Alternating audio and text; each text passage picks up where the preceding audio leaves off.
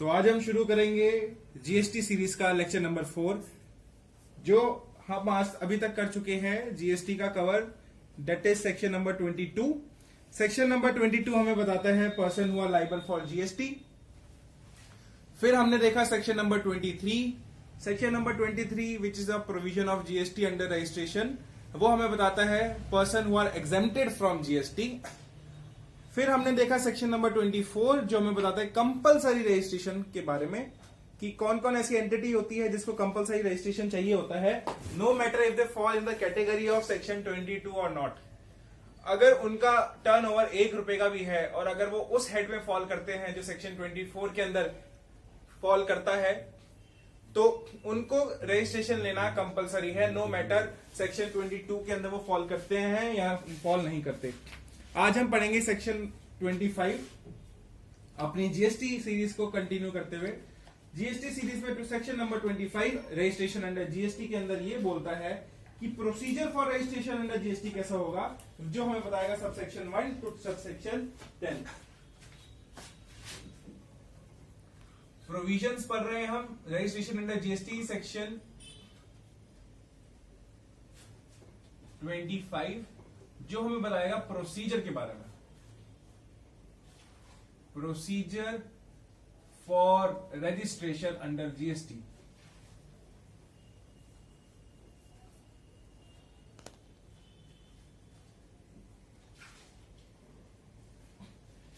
इसमें हम section subsection 1 to 10, ये कहलाएगा हमारा सेक्शन 25 सबसेक्शन 1 टू 10 कवर करेंगे।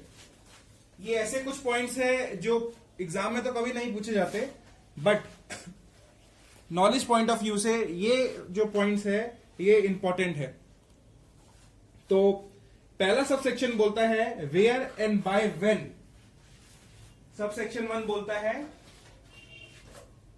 सेक्शन 25 सबसेक्शन 1 बोलता है वेयर एंड बाय व्हेन, कि प्लेस एंड टाइम बताइए कि प्लेस एंड टाइम क्या होगा रजिस्ट्रेशन का। तो सबसेक्शन 1 में हम क्या देखेंगे कि ऐसे पर्सन अगर मैं यहां पे इसको एक टेबुलर फॉर्म में बनाना चाहूं तो यहां पे हम पर्टिकुलर्स ले सकते हैं। इसके बाद हमारे पास आ सकता है वेयर और व्हेन।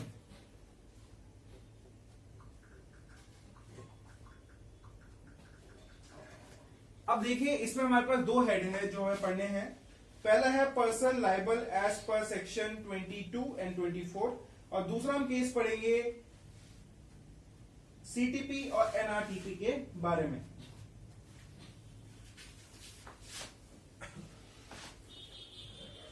पहला है पर्सन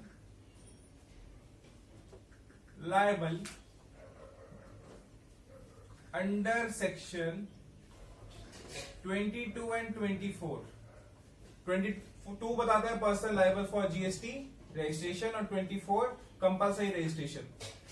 कहां ये करेंगे वो भी हम बाद में देखेंगे। दूसरा पर्टिकुलर है CTP which is casual taxable person and NRTP non resident taxable person.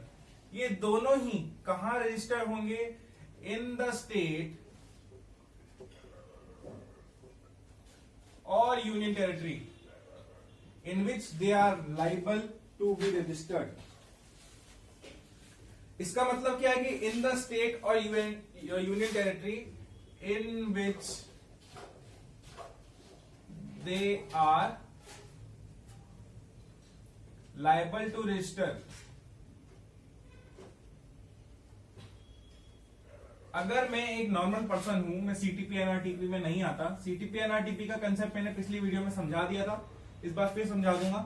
फिलहाल अगर समझिए मैं नॉर्मल पर्सन हूं, मैं यूके में बिलोंग करता हूं और मैं अब अपना बिजनेस महाराष्ट्र में भी खोलना चाहता हूं, तो मुझे यूके के साथ साथ मुझे अपने महाराष्ट्र में भी एक जीएसटी रजिस्ट्रेशन करवाना पड़ेगा। मतलब जितनी स्टेट में या जितनी यूनियन टेरिटरी में आप अपना बिजनेस खोलोगे उतनी ही आपको रजिस्ट्रेशन चाहिए for same pan. CTP NRTP का कंसेप्ट क्या है, सपोज करिए मेरा एक बिजनेस है और मैं गुजरात में बिलोंग करता हूं और मैं स्टॉल लगाने, एक एग्जीबिशन होने वाला है, उस वहां पे स्टॉल लगाने महाराष्ट्र में गया।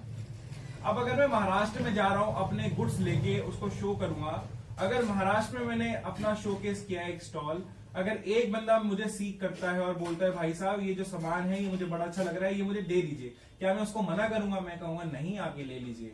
अब बात यहाँ पे ये है कि मेरा प्लेस ऑफ बिजनेस अब कहाँ है? मेरा प्लेस ऑफ बिजनेस गुजरात नहीं, मेरा महाराष्ट्र है। जहां मेरा प्लेस ऑफ बिजनेस है मुझे वही के लिए एक रजिस्ट्रेशन जरूरी है। एनआरटीपी क्या होते हैं? ये होते हैं नॉन रेजिडेंट टैक्सेबल पर्सन, जो बाहर से आते हैं इंडिया में बिजनेस करने कुछ टेम्पररी टाइम के लिए। तो दोनों के लिए वेयर तो सेम है, बट व्हेन फर्स्ट के लिए क्या चाहिए? 30 days from which he is liable within 30 days। अगर सपोज कीजिए मैं नॉर्मल कैटेगरी में फॉल करता हूं, विच इज सेक्शन 22, और सेक्शन 24 की कैटेगरी में फॉल करता हूं। आज 1 तारीख है और सपोज करिए आज मेरा टर्नओवर, मुझे लगा कि मेरा टर्नओवर मोर देन 20 lakhs हो गया पर ईयर का, मुझे ये फील हुआ, मैंने अपनी बुक्स ऑफ अकाउंट देखी। अब मेरे पास 30 days है। 30 days मतलब 30 जनवरी तक का टाइम है। मुझे इसके बीच में क्या करना है? मुझे रजिस्ट्रेशन करना है।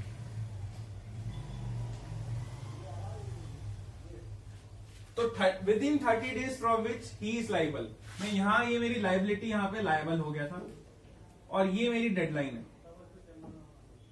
इसके बीच में मुझे क्या करना है? अपना रजिस्ट्रेशन कर लेना है। अच्छा, अब अगर मैं इसके बीच में रजिस्ट्रेशन नहीं करता तो क्या होता है? इसका एक कंसेप्ट है इफेक्टिव डेट का। इफेक्टिव डेट का क्या मतलब है समझिए। इसी को एग्जांपल लेते हैं। अगर मैं 0101 पे अगर मुझे लगता है कि मैं लायबल हो गया, तो मेरे पास ये टाइम पीरियड है कि इस बीच में मुझे क्या करना है? रजिस्ट्रेशन कर लेना है। तो मेरी इफेक्टिव डेट ना 1 तारीख हो जाएगी अगर मैं इस टाइम फ्रेम के बीच में ही रजिस्ट्रेशन कर देता हूं। बट अगर मुझे पता लग गया कि मैं 1 तारीख को लायबल हो चुका हूं, पर मैं रजिस्ट्रेशन करता हूं सपोज करिए 2 फेब को, मतलब मैंने जो प्रोविजन, जो मुझे सेक्शन 25 सब सेक्शन 1 कहता है कि मुझे 30 दिन के अंदर अंदर कैसे भी रजिस्टर करना है, उसको मैंने ब्रीच कर दिया है। अब अगर मैंने ब्रीच कर दिया है तो पेनल्टी तो नहीं लगेगी, बट मेरी जो चीजें हैं, मेरी जो फ्रीडम है वो मुझसे छीन ली जाएगी। मेरी फ्रीडम कैसी है समझिए। मैं एक सेलर हूं, मैं कुछ सेल करता हूं या मैं मैन्युफैक्चर करता हूं। मैंने 1 तारीख को देखा मेरा टर्नओवर इतनी थ्रेशोल्ड लिमिट को क्रॉस कर चुका है। अब मेरी लाइबिलिटी ये बनती है कि मैं 30 दिन के अंदर अंदर रजिस्ट्रेशन कर लूं। बट अगर मैं रजिस्ट्रेशन नहीं करता उस 3 दिन के अंदर, तो वो मेरी इफेक्टिव डेट आगे कहलाएगी। जैसे सपोज करो मैंने यहाँ पे 2 एग्जांपल लिया।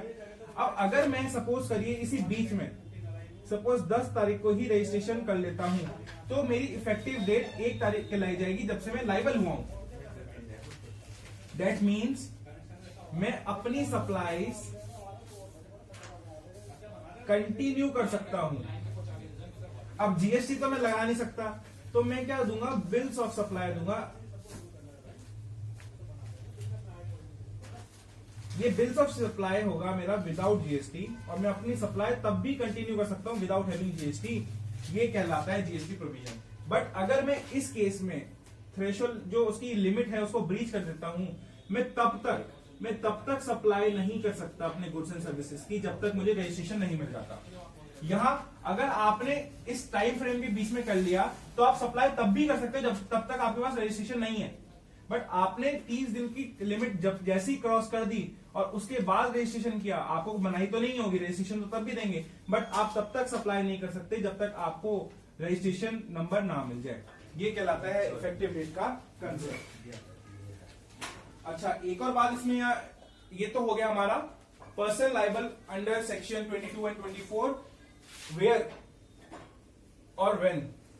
वेयर इन द स्टेट और union territory in which they are liable to register. जिस स्टेट में वो काम कर रहे हैं, no matter from where they belong, but जिस स्टेट में वो काम कर रहे हैं वही उनको रजिस्टर होना जरूरी है विद इन 30 days। और नहीं किया तो मैंने कॉन्सिक्वेंसेज आपको बता दिए वो इफेक्टिव थे।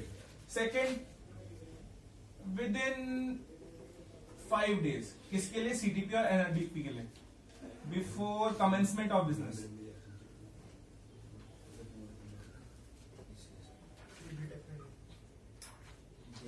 इसका क्या मतलब है? सपोज करिए सीटीपी का क्या कंसेप्ट है। सीटीपी कहता है कि आज 1 तारीख है और मैं गुजरात में हूं और एग्जीबिशन मुंबई में लगने वाला है 10 तारीख को और मैं वहां पे स्टॉल लगाऊंगा।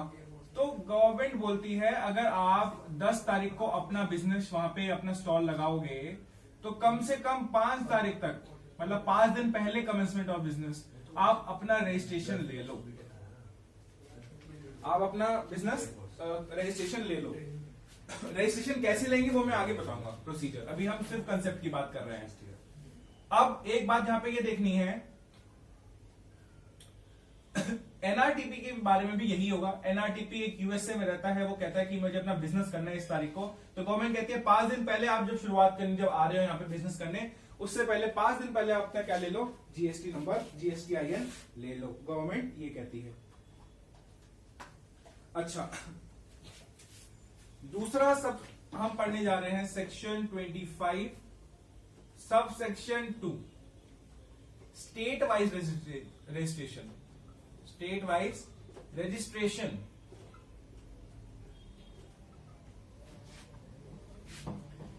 ये कंसेप्ट कहता है 1 state is equal to 1 registration.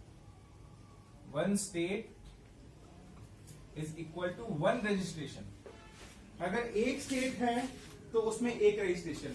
अगर आपका बिजनेस 2 स्टेट में फैला हुआ है तो आपको 2 रजिस्ट्रेशन चाहिए, ठीक है। अच्छा, इसमें एक और कंसेप्ट आ सकता है कि अगर एक स्टेट है, 2 ब्रांचेस हैं, तब क्या करना है? अगर एक स्टेट है तो एक रजिस्ट्रेशन चाहिए, ठीक है। 2 स्टेट है तो 2 रजिस्ट्रेशन चाहिए। बट अगर एक स्टेट में ही 2 ब्रांचेस है या 3 ब्रांचेस है, 4 ब्रांचेस, मतलब मोर देन 1 है, तो 2 ब्रांचेस सपोज हमने लिया, तो हमें यहां पे चेक करना पड़ेगा क्या वो बिजनेस वर्टिकल है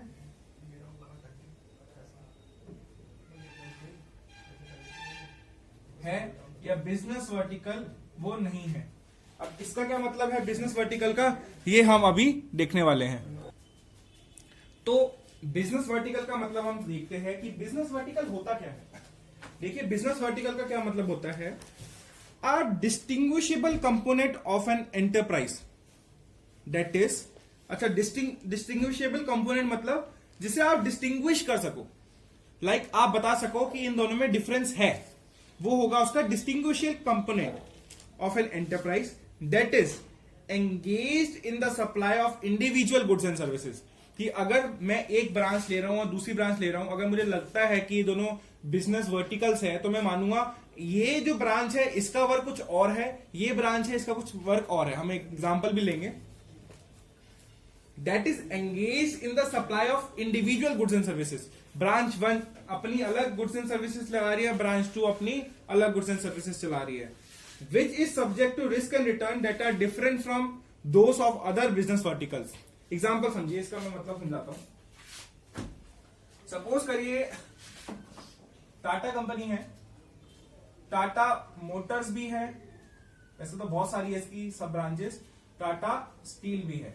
हम 2 एग्जांपल ले लेते हैं। अब समझिए, ये एक एग्जांपल है बिजनेस वर्टिकल का। टाटा एक सब हेड कंपनी है। सपोज करिए टाटा है झारखंड में। झारखंड में एक जगह है ए और एक जगह है बी, और ये एक में ही सिचुएटेड है। अब यहां पे हमने कंसेप्ट पढ़ा कि 1 state is equal to 1 registration. अगर ये टाटा की सिर्फ एक मोटर्स ही, टाटा मोटर्स ही होती तो कोई दिक्कत ना होती, एक ही रजिस्ट्रेशन चाहिए।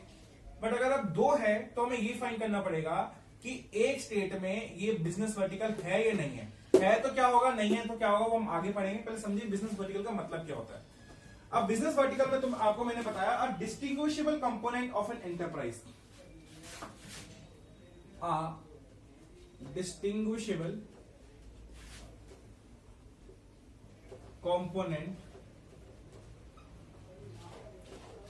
Of a enterprise.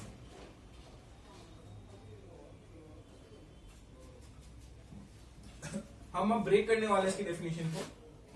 इसका मतलब डिस्टिंग्विशेबल, मतलब आप डिफरेंस देख सकते हो। यहाँ पे स्टील बन रही है और यहाँ पे कार्स या मोटर व्हीकल बन रही है, तो ये दोनों क्या है, अलग है। आप यहाँ पे डिस्टिंग्विश कर सकते हो कि ये दोनों जो ब्रांचेस एक ही स्टेट में है, एक ही हेड के अंदर आती है, दैट इज टाटा, ये दोनों क्या है, अलग अलग है, इनका वर्क अलग अलग है, तो हम इसको डिस्टिंग्विश यहाँ पे कर सकते हैं। तो पहली हमने बिजनेस वर्टिकल की सॉल्व कर ली condition, that is involved in supply of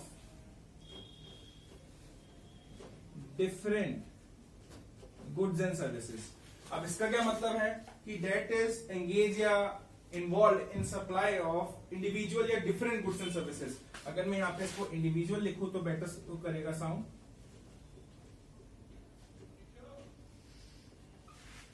इसका मतलब ये है कि जो मोटर्स बना रही है और जो स्टील बना रही है, उनकी जो सप्लाई है गुड्स एंड सर्विसेज की, वो अलग अलग है, और बिल्कुल अलग अलग है भाई। जो टाटा मोटर्स है वो तो गाड़ियां बनाएगी, तो हमें लग रहा है कि हाँ वो सिर्फ गाड़ियां बनाएगी, और स्टील सप्लाई करेगी सिर्फ स्टील, तो हम उसको ये भी डिफरेंशिएट कर सकते हैं कि हाँ दोनों इंडिविजुअल गुड्स एंड सर्विसेज में डील कर रहे हैं। थर्ड कंडीशन क्या है, which are subject to risk and returns different from other business verticals। मतलब जो टाटा मोटर्स का रिस्क और रिटर्न है वो अलग है स्टील से। अगर हम ये देख पा रहे हैं तो ये क्या कहलाएगा, एक बिजनेस वर्टिकल। और ये सबसे बढ़िया एग्जांपल है टाटा मोटर्स और टाटा स्टील का, कि डिस्टिंग्विशर कंपोनेंट भी है, अलग अलग सप्लाई में इन्वॉल्व है गुड्स एंड सर्विसेज की, और उनका जो रिस्क और रिटर्न है वो भी अलग है एक दूसरे से। तो इस केस में क्या होगा, जब बिजनेस वर्टिकल है, इस केस में आपको दो रजिस्ट्रेशन लेनी पड़ेगी, भले ही वो एक स्टेट में है। याद समझना, अगर बिजनेस वर्टिकल है, जैसे टाटा मोटर्स में हमने देखा, टाटा मोटर्स और टाटा स्टील, भले ये एक स्टेट में, सपोज उत्तराखंड में है, बट इनको रजिस्ट्रेशन 1+1 2 का रजिस्ट्रेशन लेना पड़ेगा इस केस में। अच्छा, ये तो था कि बिजनेस वर्टिकल है एक स्टेट में, तो आपको उसको ऐसे ट्रीट करना है कि वो अलग अलग स्टेट में है, तो अलग अलग उनको रजिस्ट्रेशन जरूरत है। बट अगर बिजनेस वर्टिकल नहीं है, लाइक अगर मैं एक बात देखूं, एचपी, अब एचपी की एक यूनिट है, एक ब्रांच है यूके में ले रहे हैं एग्जांपल, एक ब्रांच है जो हार्ड डिस्क बनाती है, और एक है जो एसएसडीज बनाती है। ये हार्ड डिस्क ड्राइव हो गई, एसएसडी हो गई। अच्छा, हार्ड डिस्क और सॉलिड स्टेट ड्राइव में ज्यादा डिफरेंस नहीं होता, दोनों स्टोरेज के लिए काम करती है, और हम उसको डिस्टिंग्विशेबल नहीं कर सकते, दोनों का रिस्क एंड रिटर्न भी कहीं ना कहीं सेम होता है, तो यहां पे हम इसको बिजनेस वर्टिकल नहीं कह सकते। और इस केस में जहां ब्रांच 1 और ब्रांच 2 है और ये बिजनेस वर्टिकल नहीं है, तो यहां पे आपको एक ही रजिस्ट्रेशन लेनी पड़ेगी, एक ही रजिस्ट्रेशन रिक्वायर्ड। बट आपको ये बताना पड़ेगा कि अगर ये एचपी कंपनी की 2 ब्रांचेस है, तो प्रिंसिपल पॉइंट ऑफ बिजनेस कौन सा है और एडिशनल पॉइंट ऑफ बिजनेस कौन सा है। प्रिंसिपल पॉइंट ऑफ बिजनेस वो है जो इनपुट सर्विस डिस्ट्रीब्यूट करता है, और एडिशनल पॉइंट जो इनपुट सर्विस है उसको क्या करता है, ग्रैब करता है। ये आपको स्टेट करना पड़ेगा इस सबसेक्शन के अंदर। अच्छा, ये छोटी मोटी बातें थी जो मैंने आपको बताई, ठीक है। और एक और छोटा सा कंसेप्ट है, वैसे तो इसमें 10 है, अब 10 सब सेक्शन हम पढ़ेंगे, हमारे लिए इतना वाइटल नहीं है बीकॉम के पॉइंट ऑफ व्यू से, मैं वही बता रहा हूं जो इंपॉर्टेंट है। एक इसमें पॉइंट है सुओ मोटो का, सुओ मोटो। ये सुओ मोटो का क्या मतलब है, जब एक प्रॉपर ऑफिसर कौन होता है, जो जीएसटी का ऑफिसर होता है, जो प्रॉपर ऑफिसर है, ये बाय सुओ मोटो, बाय खुद, ये खुद आपका रजिस्ट्रेशन कराए। अच्छा, यहां पे आप सेल्फ असेस कर रहे हो, यहां पे आप कह रहे हो कि हाँ मैं लाइबल हो गया, मुझे रजिस्ट्रेशन की जरूरत है, बट मैं 20 लाख रुपए क्रॉस कर चुका हूं थ्रेशोल्ड लिमिट, अगर मैं तब भी रजिस्ट्रेशन ना करवाऊं और अगर मैं किसी के दायरे में आ गया, सपोज करो एक प्रॉपर ऑफिस, एक बंदे ने मेरी कंप्लेन कर दी, देखो इसके पास जीएसटी नंबर नहीं है, तो प्रॉपर ऑफिसर जबरदस्ती मेरा रजिस्ट्रेशन करवा देगा, तो उस रजिस्ट्रेशन को बोलेंगे suo motu bye tax official by own, ये बताता है सुओ मोटू। अच्छा, ये तो बात हो गई आपके कुछ कंसेप्ट्स की। अब हम देखने वाले हैं कि रजिस्ट्रेशन कैसे होता है, प्रोसीजर फॉर रजिस्ट्रेशन कैसे होता है, और ये सबसे इंपॉर्टेंट है, सबसे इंपॉर्टेंट सेक्शन है प्रोसीजर हमारा इस पूरे ही सेक्शन का।